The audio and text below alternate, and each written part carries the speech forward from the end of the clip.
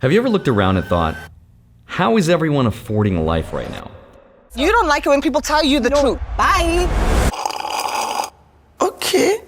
Luxury vacations, designer clothes, the dream homes, even people your age or younger seem to be living in a completely different world. It feels like no matter how much you work and how much you save or how careful you're with your money, you're still falling behind. So you open your phone, you scroll through social media, and see friends your age buying houses, going to Europe, eating at restaurants that charge $12 for sparkling water, and somehow they're still smiling, they're still spending, and still traveling. And you're just staring at your credit card bill and wondering how groceries got so expensive, why your rent went up again, and how everyone is affording a house in this economy. But here's the thing, it's not just you. Millions of people are feeling this way too. 55% of millennials say they live paycheck to paycheck. That's millions and millions of people, and it's not just millennials. Right now, household debt in America is at a record-breaking $18.2 trillion. That's up $170 billion in just the last 3 months. Now, credit card debt alone has passed $1.3 trillion, and delinquencies, which is when people fall behind on their payments, are going up fast as well. And yet the illusion remains that everyone else is just doing fine. Why? Because right now, interest rates are at the highest they've ever been in decades. The average credit card APR is now over 24%, and yet people are still borrowing just to keep up appearances. And that's especially true online. Social media has magnified this illusion to extreme levels. About 7 in 10 millennials report financial FOMO, or fear of missing out, because of what they see online. And even though the net worth of millennials has actually gone up between 2019 to today, that's something people are actually calling phantom wealth. People say they might have a higher net worth, but they don't feel wealthier. Multiple studies show that high social media use is directly tied to anxiety, depression, and lower financial self-worth, even when nothing else has changed about their actual financial reality. And nowhere is this more obvious than the housing market. In the 1990s, for example, the average first-time home buyer was 28 years old. But today, that number is 38 years old. And only 24% of home buyers are first-timers, which is the lowest number in over 40 years. So today, I'm going to explain the reality of why everyone feels this way. I want to help explain the real reasons, what's behind the debt, the interest rate, the housing, the spending, and the social media machine that's making everyone feel poorer than they actually are.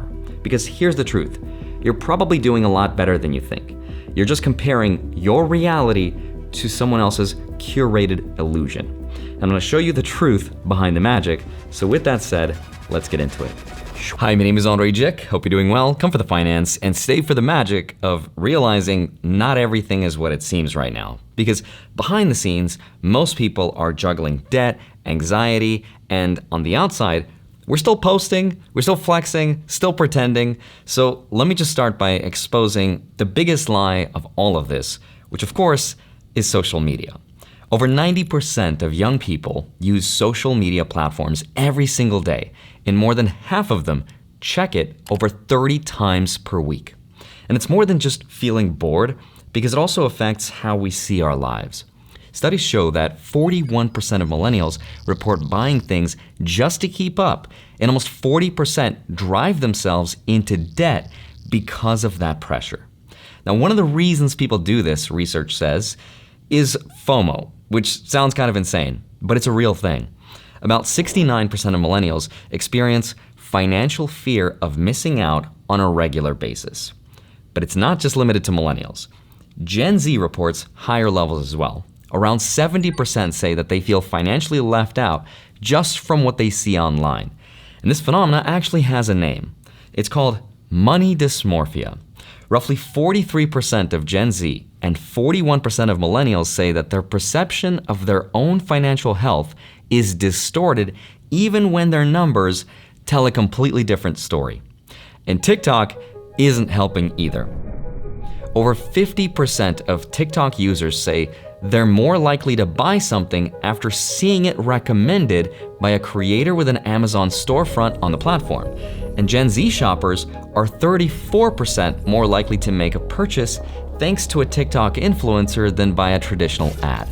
It's changed my business, it's changed my life. Now, half report spending at least $100 on impulse buys in the past year alone.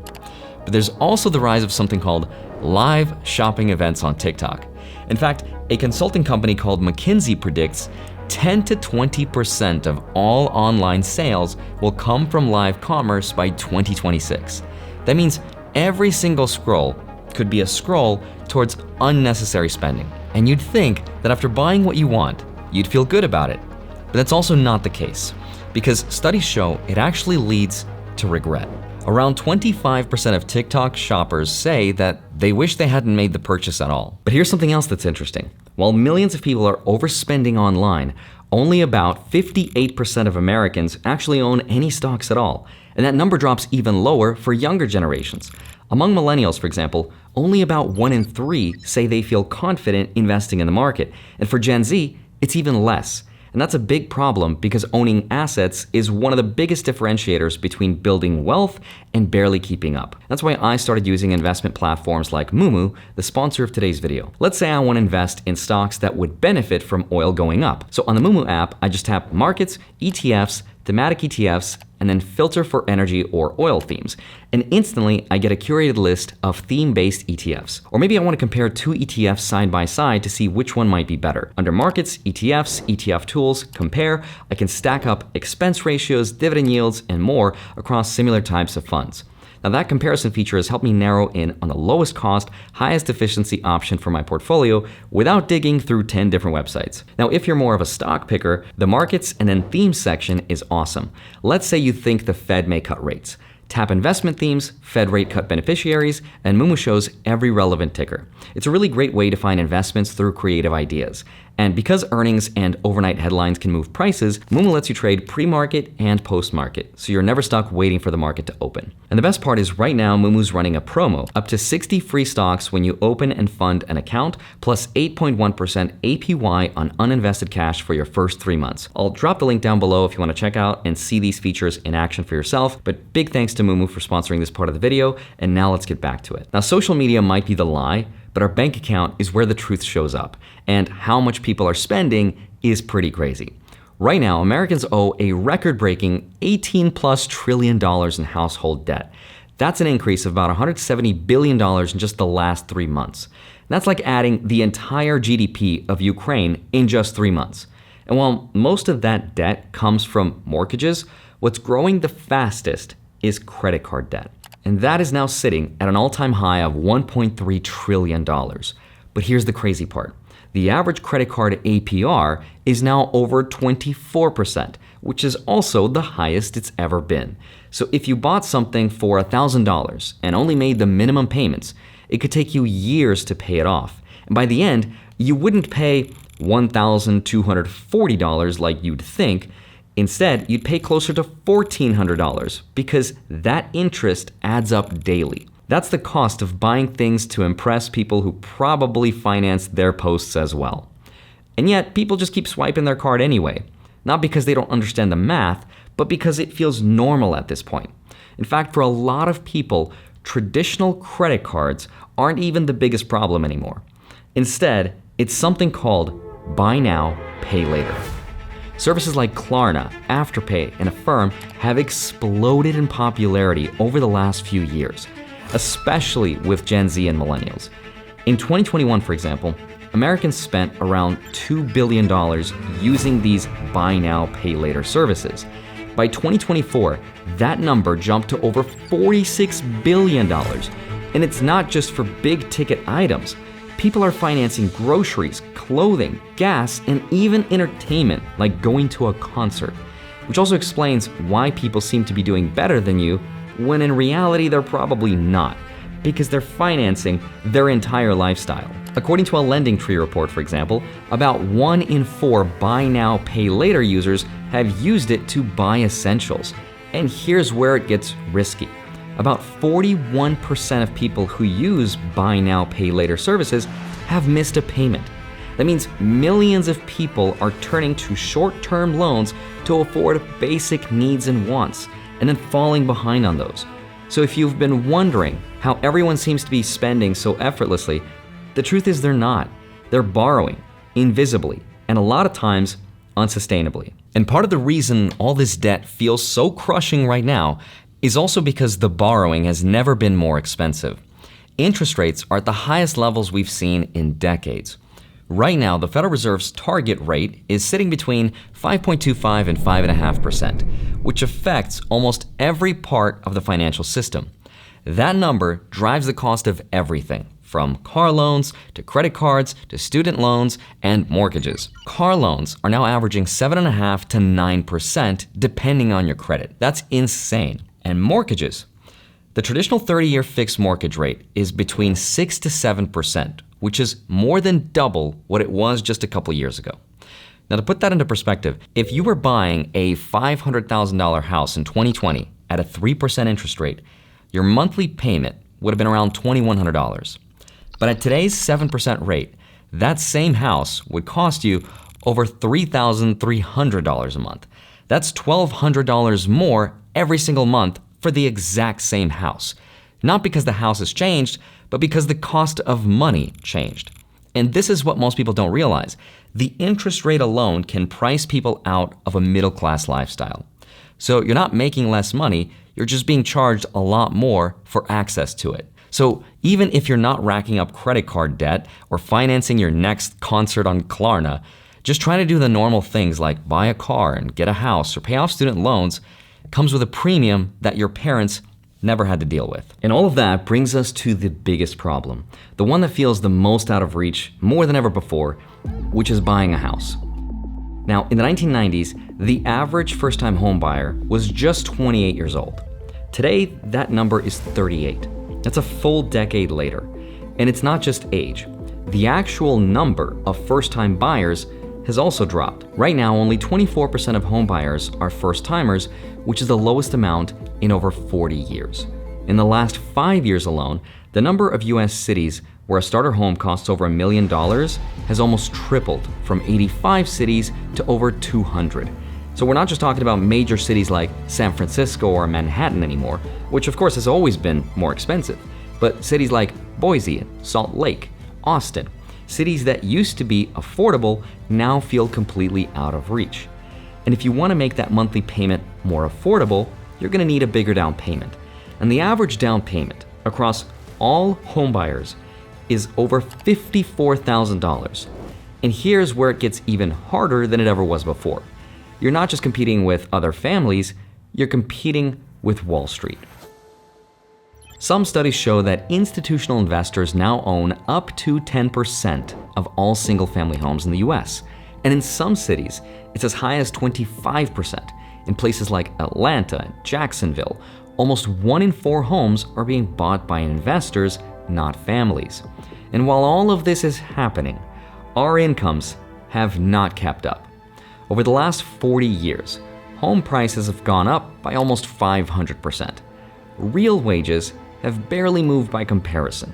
And that gap between income and the cost has widened so much that even if you're doing everything right and you're saving money and building good credit and cutting expenses, it can still feel really hard to catch up.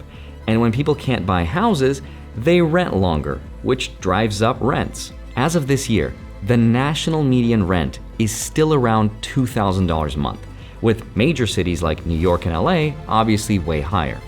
So if you've been saving for years and budgeting, doing all the right things, and you still feel like home ownership is just out of reach, you are not crazy. The rules have changed, and the math has changed. And just like social media, the expectations haven't caught up to reality. You're still being measured against a timeline that doesn't quite exist anymore. Okay, I know that by this point everything sounds really depressing, but I promise it's not all bad. In fact, this is the part where things start to turn around, because here's the truth most people miss. You're probably not actually behind, because almost everyone feels this way. Even people who own houses, people who post luxury vacations, and people who appear like they've made it, they're probably feeling a lot more pressure to keep up. Remember, if 7 out of 10 people say they feel financially behind, then by definition, this is the new normal. And if this is the new normal, then success isn't about keeping up. It's about getting out of the rat race. And you get ahead not by running faster than your neighbor, but by getting out of the race completely. You do that by focusing on your actual numbers and not on someone else's social media highlights.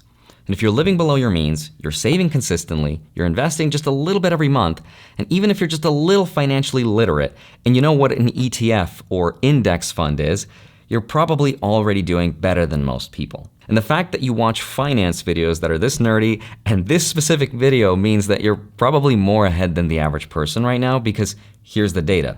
About 56% of people can't afford a $1,000 emergency expense. So if you're budgeting, if you're investing in index funds, if you've got an emergency fund at all, you're probably ahead of most people. And the biggest advantage you have, even if it's not money right now, it's interest, the curiosity to learn about this stuff, and the focus to follow through, and hopefully the time to let your investments grow. And what I learned is that successful investing and being ahead is not about picking the right stock. It's not about buying the right course or buying Bitcoin when it was $100. It's about money invested in the market plus time. And the habits that you build right now, like staying invested despite all the scary headlines, spending less than you make, not letting social media make you buy things you don't need, and all that pays off for the rest of your life. And a personal trick that I learned is that my ultimate happiness comes from being at peace. The freedom from wanting something. Because I learned that when I finally buy the thing I want, I feel good, not because now I have the thing, but because I no longer have to carry the burden of wanting it. The happiness doesn't come from owning the thing, it comes from the ability to. It comes from not needing it. Next time you buy something, just think about how it makes you feel right after. Now, a trick I learned that helps me avoid buying things is to save enough money for that thing, and then when I finally have enough money to buy it, I say to myself, I could buy that, and then I don't. And it's that ability to say that I can allows me to feel the accomplishment without needing to actually own it, and it gets me over the need of actually buying it. Then I'll plug in however expensive that thing is, like let's say it's $1,000, and I'm like, how much money will that $1,000 make me if I invest it for 20 years? And then I just leave that money be. And it turns out it's worth a lot more freedom units later. So if you made it this far into the video, you're not just watching finance content, you're investing in yourself, you're not behind, you're learning, you're getting ahead, and over time, that's the stuff that actually compounds. And if this video gave you some peace of mind, feel free to share it with someone who needs to hear it too. I hope you have a wonderful rest of your day. Smash the like button, subscribe if you haven't already. I'd love to see you back here next week. I'll see you soon. Bye-bye.